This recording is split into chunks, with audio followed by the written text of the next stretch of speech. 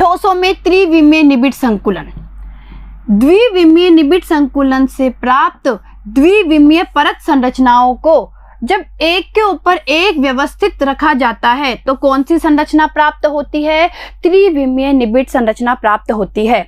यह दो तरीके से होता है। पहला है द्विविमीय वर्ग निबिड़ संकुलन से त्रिविमीय निबिड़ संकुलन का निर्माण। मैंने आपको बताया था कि एक पहला तरीका है जो द्विविमीय वर्ग निबिड़ संकुलन है उससे त्रिविमीय निबिड़ संकुलन का निर्माण करना, और जो दूसरा हम पढ़ेंगे वो द्विविमीय षटकोणीय निबिड़ संकुलन से त्रिविमीय निबिड़ संकुलन का निर्माण। तो हम बारी बारी से इन दोनों के बारे में अध्ययन करेंगे। तो देखिए, पहली हम लोग बात कर रहे हैं द्विविमीय वर्ग निबिड़ संकुलन से त्रिविमीय निबिड़ संकुलन का निर्माण किस तरीके से किया जाएगा। देखिए बच्चों, इसमें क्या किया जाता है, जिस तरीके से द्विविमीय वर्ग निबिड़ संकुलन की पहली परत है उसी तरीके से उन्हीं के ऊपर दूसरी परत को रखा जाता है। कहने का मतलब है इस त्रिविमीय निबिड़ संकुलन में भी क्षैतिज और ऊर्ध्वाधर रूप से जो अवयवी कण होते हैं या क्षैतिज और ऊर्ध्वाधर रूप से जो गोले होते हैं उनके केंद्र बिल्कुल सीधी रेखा में होते हैं। यानी जिस तरीके से एक परत को रखा गया है या जिस तरीके से एक परत के अवयवी कण व्यवस्थित है उन्हीं के ऊपर दूसरी परत के अवयवी कण व्यवस्थित होंगे और उन्हीं के ऊपर तीसरी परत के, और इस तरीके से ये क्रम चलता रहता है।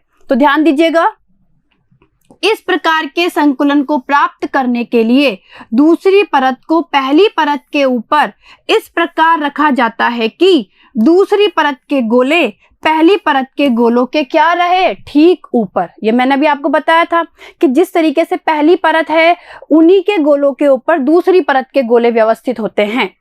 इनमें दोनों परतों में गोलों के केंद्र क्षैतिज व ऊर्ध्वाधर रूप से क्या होते हैं, बिल्कुल सीधी रेखा में होते हैं, क्षैतिज रूप से भी ऊर्ध्वाधर रूप से भी। और इस व्यवस्था को ए प्रकार की व्यवस्था भी कहते हैं, क्योंकि समान व्यवस्था है, इससे हम ए प्रकार की व्यवस्था कहते हैं। तो हम इसे एक चित्र के माध्यम से समझ लेते हैं। इस चित्र को आप ध्यान से देखिए। अगर आप लोग ध्यान से देखेंगे तो तीनों एक्सिस में x axis, y axis, z axis, यानी अगर हम तीनों एक्सिस की बात करें, एक्स, वाई और जेड, अगर हम तीनों अक्षों की बात करें, तीनों एक्सिस की बात करें, तो तीनों एक्सिस में जो अवयवी कणों की व्यवस्था होती है वो एक जैसी होती है। ए पैटर्न होता है। देखिए आप, ये कोई अवयवी कणों की एक सीधी लाइन है, फिर ये रही, फिर ये, इस तरीके से भी अवयवी कण बिल्कुल एक सीधी रेखा में व्यवस्थित है। और जो ये परतें होती है, ये देखिए, ये करके ये जो एक परत है इसके ऊपर ये दूसरी परत व्यवस्थित है। ये पूरी परत है बेटा, ये पूरी ऐसी परत है अवयवी कणों की। तो आपने क्या देखा कि एक के ऊपर एक व्यवस्थित है। देखिए, तो इस तरीके से जो जालक बनता है,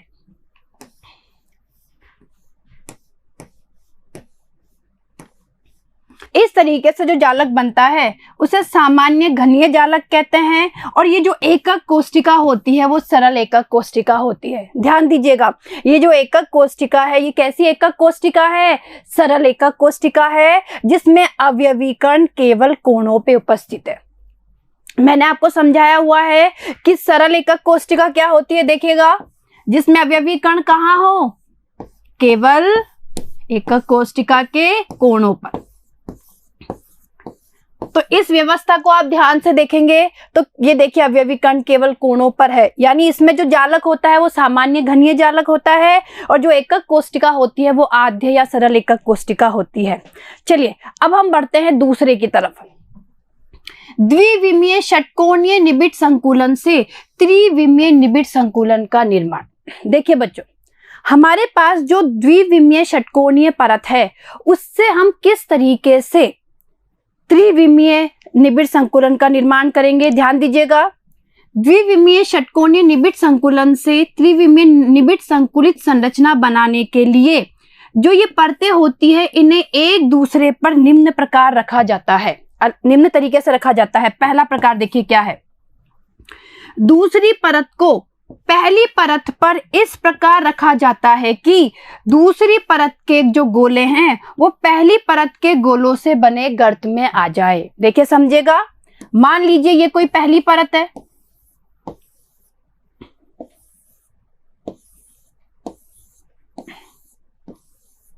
ये कोई पहली परत है, ठीक है बच्चों, ये पहली परत है।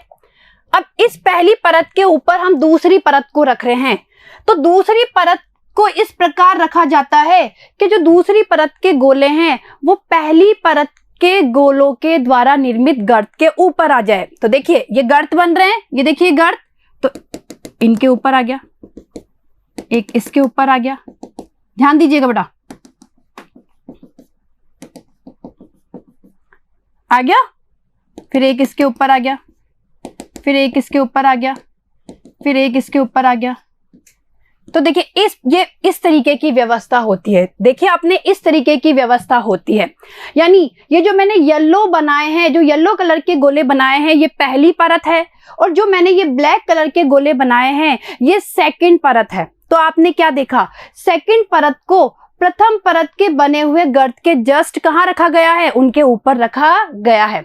अब आप लोग ध्यान से देखेंगे, अब आप लोग ध्यान से देखेंगे तो इस प्रकार की त्रिविम संरचना में दो तरीके के छिद्रों का निर्माण होता है। ध्यान दीजिएगा बेटा, ये देखिए नीचे की जो ये तीन गोले हैं, नीचे की तीन गोले हैं, और ऊपर जो ये एक ब्लैक गोला है, ऊपर जो ये एक ये वाला गोला है, इनके बीच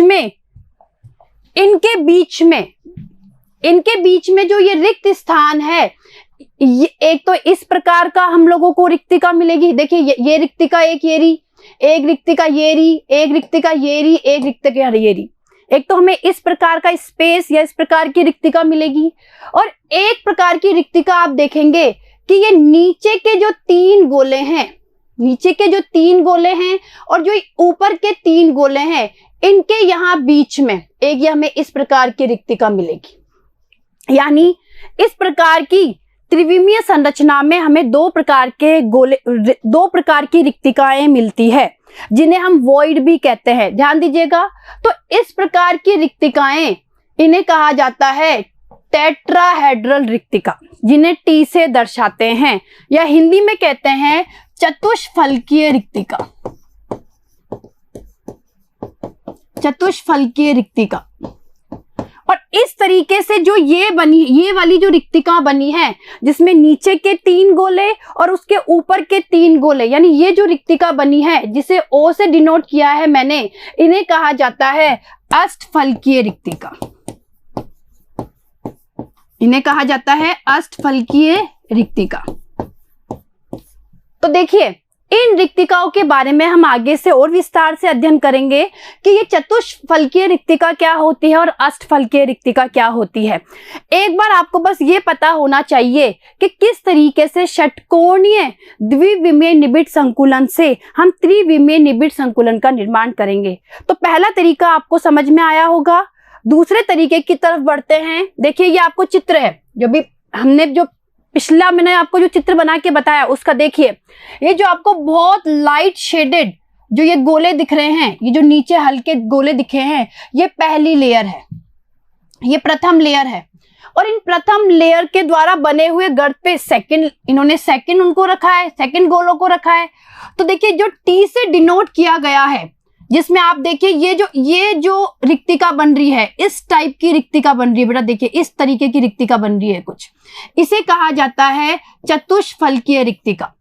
और चतुष्फलकीय रिक्तिका का निर्माण कैसे हो रहा है आप ध्यान से देखेंगे, ये तीन ये और इनके ऊपर एक ये वाला कोई अवयवी कण दूसरी परत का आ गया। तो ये जो बनने वाली रिक्तिका है इस तरीके की, जो आपको इस तरीके की दिख रही है, इसे कहा जाता है चतुष्फलकीय रिक्तिका। और जो ये आपको ओ से प्रदर्शित किया जा रहा है, यह है अष्टफलकीय रिक्तिका। जो देखिए अष्टफलकीय रिक्तिका कुछ इस तरीके की दिखेगी आपको, इस तरीके से ये रिक्तिका बनी हुई है। तो इसका निर्माण कैसे हुआ आप लोग ध्यान से देखेंगे, ये और इनके ऊपर हमने रख दिए 1 2 और ये 3 बबल्स। यानी पहली लेयर और दूसरी लेयर के ऊपर जो ये रिक्तिका बनी है इसे कहते हैं, जो ऐसी दिखती है, अष्टफलकीय रिक्तिका। तो चलिए आगे चलते हैं। अब ध्यान दीजिएगा, ये दो प्रकार की रिक्तिका मैंने आपको बताई थी। चतुष्फलकीय रिक्ति बनती है, अष्टफलकीय रिक्ति बनती है। देखिए चतुष्फलकीय रिक्ति का निर्माण देखिए, नीचे की परत के जो 3 गोले हैं, 1 2 3, और ऊपर की परत का जो ये एक गोला है जो आपको डॉट डॉट करके दिखाया गया है, इनके बीच में जो एक रिक्तिका होती है वो इस प्रकार की रिक्तिका होती है, जिसमें समचतुष्फलक का निर्माण होता है। समचतुष्फलक का निर्माण होता है और इस प्रकार की रिक्तिका को चतुष्फलकीय रिक्ति कहते हैं।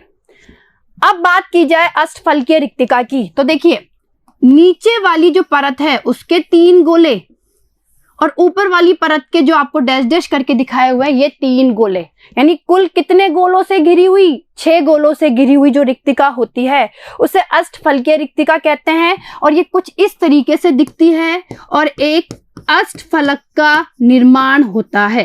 किसका निर्माण होता है? अष्टफलक का निर्माण होता है। तो देखिए बच्चों, आपको चतुष्फलकीय रिक्तिका और अष्टफलकीय रिक्तिका समझ में आई होगी कि चतुष्फलकीय रिक्ति क्या होती है और अष्टफलकीय रिक्ति क्या होती है।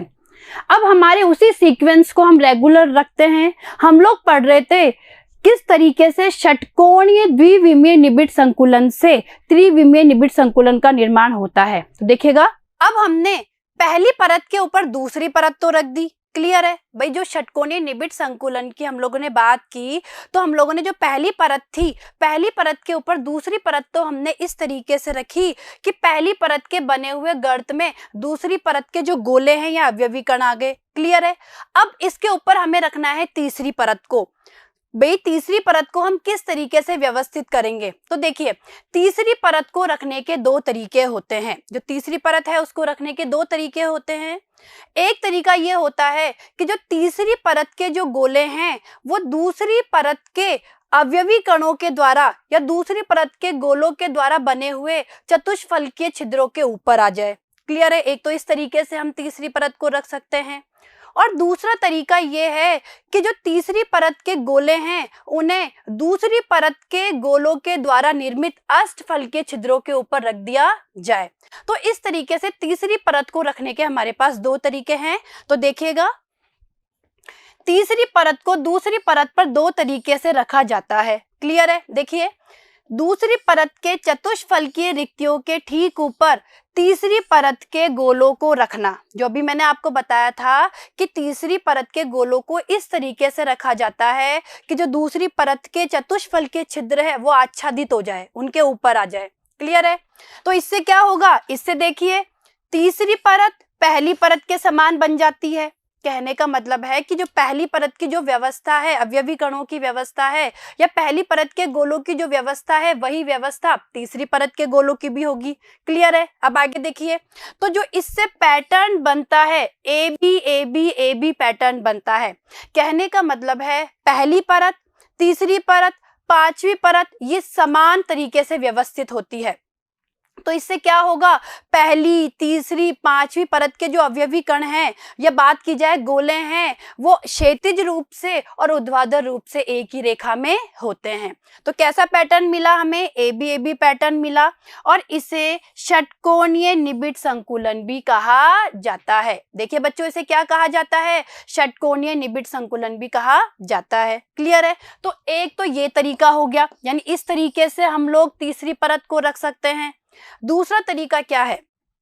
दूसरे तरीके में क्या होता है, इसमें तीसरी परत को दूसरी परत पर इस प्रकार रखते हैं कि उसके गोले अष्टफलकीय रिक्तियों के ठीक ऊपर हो। भाई दूसरी परत के द्वारा जो अष्टफलकीय रिक्तियां बनती है उसके ऊपर क्या हो? तीसरी परत के गोले आ जाएं, क्लियर है। अब इससे क्या होता है? 3 अलग अलग लेयर बनती है। पहली लेयर अलग, दूसरी लेयर अलग, तीसरी लेयर अलग। कहने का मतलब है पहली परत के गोलों की व्यवस्था अलग होती है, दूसरे परत के गोलों की व्यवस्था अलग होती है, और तीसरे परत के जो गोले हैं उनकी व्यवस्था क्या होती है? अलग होती है। और फिर उसके बाद जब चौथी परत को रखा जाता है तो चौथी परत के अवयवी कणों की व्यवस्था या गोलों की व्यवस्था सेम पहली परत के समान होती है, क्लियर है। यानी यहाँ पे जो व्यवस्था मिली वो हमें किस प्रकार की व्यवस्था मिली? ए बी सी ABC, यानी यहाँ पे जो पैटर्न हमें मिलता है वो ABC पैटर्न मिलता है। तो इससे ABC व्यवस्था बनती है और इसे CCP या घनीय निबिड़ संकुलन भी कहते हैं। क्लियर है? तो ये चीज आपको समझ में आई होगी कि तीसरी परत को किस तरीके से रखा जाना है। एक में तो हम तीसरी परत को किस में रखेंगे, जो दूसरी परत के द्वारा निर्मित चतुष्फल के छिद्र है उनके ऊपर। अभी छिद्र मैं आपको बता चुकी हूँ कि चतुष्फल के छिद्र क्या होते हैं और अष्टफल के छिद्र क्या होते हैं। क्लियर है? और दूसरे तरीके में हम क्या करते हैं कि दूसरे जो परत है, जो दूसरी परत के द्वारा जो अष्टफल के छिद्र बने हैं उनके ऊपर हम लोग तीसरी परत को रखते हैं। क्लियर है? तो इस तरीके से हमें ये व्यवस्था प्राप्त होती है। और आगे देखिए, इन चित्रों को अगर आप ध्यान से देखेंगे तो आप लोगों को षटकोणीय निबिड़ संकुलन और घनीय निबिड़ संकुलन बिल्कुल क्लियर हो जाएगा। देखिए बच्चों, अगर हम षटकोणीय निबिड़ संकुलन की बात करें तो देखिए इसमें जो A परत है, फिर B, फिर A, फिर B, यानी इनका और इनका, यानी इस परत की और इस परत की व्यवस्था बिल्कुल क्या है, समान है। क्लियर है? अब घनीय निबिड़ संकुलन की बात करें तो घनीय निबिड़ संकुलन में देखो ये A परत, फिर B, फिर C और उसके बाद में चौथी परत A, यानी ABC इस तरीके से हमें व्यवस्था प्राप्त होती है। और ये देखिए, ये इनका दिक् स्थान भराव प्रदर्शन बता रखा है, यानी वास्तविक स्थिति बता रखी है कि किस तरीके से षटकोणीय व्यवस्था में या षटकोणीय निबिड़ संकुलन में गोले व्यवस्थित होते हैं और किस प्रकार घनीय निबिड़ संकुलन में गोले क्या होते हैं, व्यवस्थित होते हैं। और देखिए इनको एक जालक के रूप में इस तरीके से बताया हुआ है। ये HCP व्यवस्था है, यानी षटकोणीय निबिड़ संकुलन है, और ये घनीय निबिड़ संकुलन है। और आप लोगों को पता है जो घनीय निबिड़ संकुलन है उसे FCC भी कहा जाता है। तो देखिए बच्चों, आज हम लोगों ने जो निबिड़ संकुलन के बारे में पढ़ा वो आप लोगों को समझ में आ गया होगा। देखिए इसकी आप लोग प्रैक्टिस करिए, कॉपी में बनाइए, गोलों को बनाइए, परत बनाइए, एक परत के ऊपर दूसरी परत को रखिए और उनमें चतुष्फल की और अष्टफल की रिक्तियों को पहचानने की कोशिश कीजिए।